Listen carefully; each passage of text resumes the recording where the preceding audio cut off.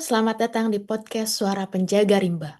Hari ini kita akan berbincang tentang visualisasi bangsa, tentang bagaimana kita mencintai Indonesia bukan hanya lewat kata tapi lewat tindakan.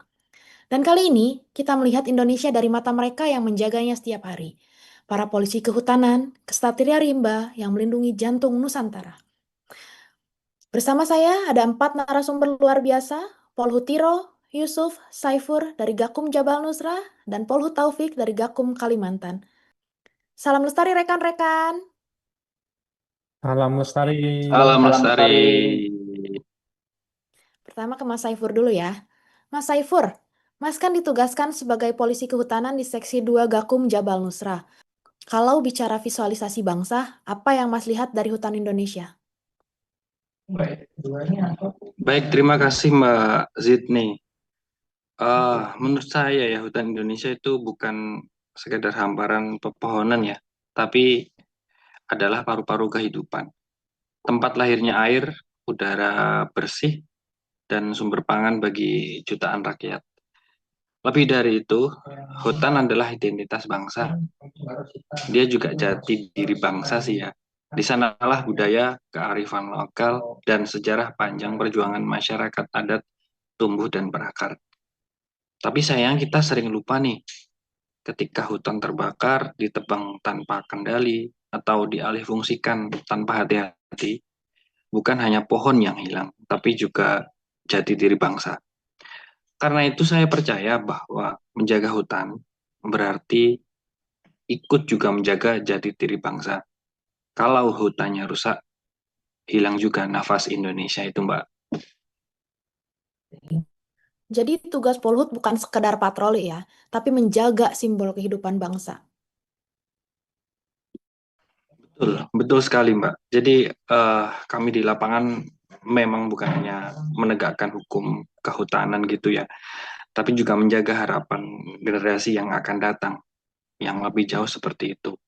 Jadi sebetulnya setiap kali kita menanam pohon, memberantas pembalakan liar, setiap kali kita memilih produk yang ramah lingkungan, itu sebetulnya kita sedang berbuat sesuatu untuk menyelamatkan Indonesia. Dan disitulah makna sejati bela negara dalam konteks lingkungan ya. Dengan penuh kesadaran, tanggung jawab, dan cinta pada alam negeri sendiri, itulah wujud cinta pada tanah air. Oke, keren banget. Thank you, Mas Saifur. Sekarang kita ke Mas Tiro. Dengar-dengar Mas Tiro pernah ikut dalam operasi penegakan hukum di wilayah Surabaya ya? Boleh diceritain dikit nggak Mas tentang operasi tersebut? Ya, betul nih Mbak. Mungkin sedikit cerita ya Mbak. Awalnya kami lagi melakukan cyber patrol melalui Facebook. Dari situ ditemukan terduga pelaku yang sedang memperjualbelikan beberapa bagian dari satwa liar yang dilindungi. Kemudian kami langsung memperdalam informasinya nih, seperti mencari lokasi pasti dan keaslian dari barang itu. Lalu ketika informasinya valid, tim kami langsung melakukan eksekusi di lapangan. Nah, ketika kami berhasil mengamankan pelaku, menyelamatkan satwa, itulah sebagai cara kami menunjukkan bahwa setiap jengkal kekayaan alam Indonesia ini berharga dan harus diperjuangkan demi Indonesia yang lestari. Bagi kami, cinta tanah air itu bukan sekedar slogan, tapi kerja nyata, Mbak. Oke, ada momen-momen yang paling berkesan nggak Mas? Mungkin momen-momen yang paling berkesan ya saat kejadian operasi itu, ketika kita atau kami melihat langsung barang buktinya, Mbak. Di situ ada kulit buaya, ada tengkorak dan taring babi rusa, dan lebih parahnya lagi ada kulit kepala utuh dari beruang madu. Rasanya miris sekali ya, Mbak. Tapi di sisi lain ada rasa bangga dan lega karena kami berhasil menghentikan itu. Kami berhasil mencegah satwa lain menjadi korban selanjutnya. Disitulah visualisasi cinta bangsa terasa paling nyata bagi saya. Seperti melindungi mereka yang tidak bisa bersuara. Itu adalah wujud bela negara kami di lapangan. Mungkin seperti itu ya Mbak. Terima kasih. Udah seru banget nih ceritanya Mas Tiro. Sekarang kita ke Mas Yusuf. Mas Yusuf, tugas Polhut tuh kan penuh resiko ya. Apa sih yang membuat Mas Yusuf tetap semangat menjalani tugas? Oke, baik Mbak. Memang ya, setiap pekerjaan apalagi dari sebagai polhut, pasti resikonya sangat besar, sangat beresiko. Tapi bagi saya, setiap pekerjaan yang dilakukan dengan penuh tanggung jawab dan ikhlas itu merupakan langkah nyata untuk ikut serta ya dalam hal ini menjaga kelestarian ekosistem dan sumber daya hutan. Dan mungkin itu dampaknya tidak bisa kita nikmati hari ini secara langsung, tapi itu adalah bekal untuk generasi mendatang supaya tetap bisa menikmati keindahan dan keanekaragaman yang sangat kaya yang kita miliki saat ini. Walaupun kadang medan yang dilalui sangat berat, ada tekanan, tantangan, bahkan ancaman, tapi dengan niat tulus, ikhlas, dan ingat tujuan pekerjaan kita adalah ikut serta menjaga hutan ini, maka itu yang menjadi penyemangat saya dalam melaksanakan pekerjaan. Gitu. Jadi di tengah sunyi hutan pun nasionalisme tetap nyala ya. Ya, justru di tempat-tempat seperti itu, Mbak, di sudut-sudut, di pelosok-pelosok hutan yang jauh dari sorot kamera, jauh dari apresiasi, itu mereka semua melakukannya dengan murni dari dalam hati sanubari mereka untuk niat tulusnya menjaga negeri ini. Keren banget Mas Yusuf. Sekarang terakhir nih ke Mas Taufik.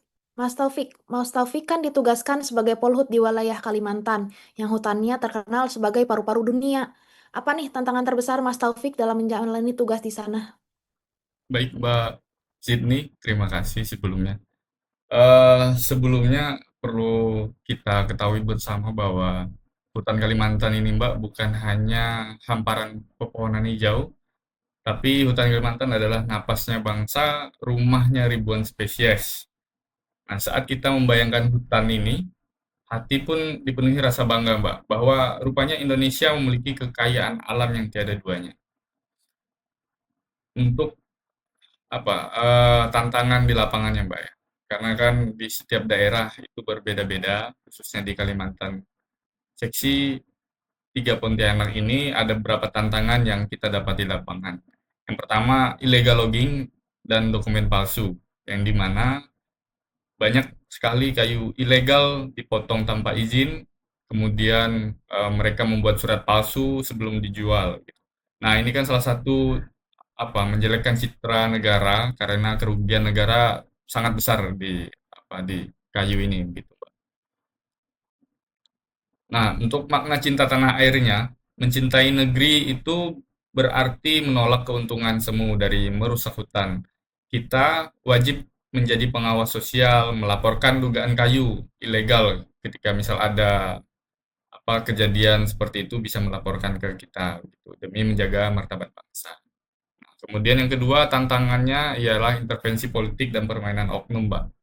Khususnya di Kalimantan sendiri, di Pontianak, ada beberapa oknum yang main juga gitu mengenai perambahan lah, illegal logging lah di situ. Jadi tantangannya kita dibenturkan gitu, Mbak, antara penegakan hukum yang pastinya ya.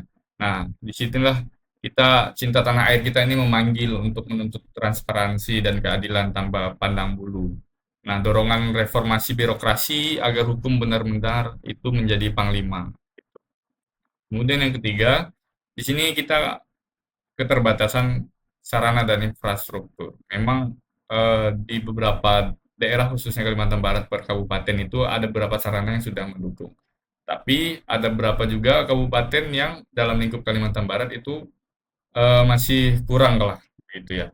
Karena posisi kami ini kan di Pontianak, yaitu provinsinya kota provinsinya Kalimantan Barat. Contoh saja ada kasus misal di Kapuas Hulu itu kan di ujung sekali, Mbak.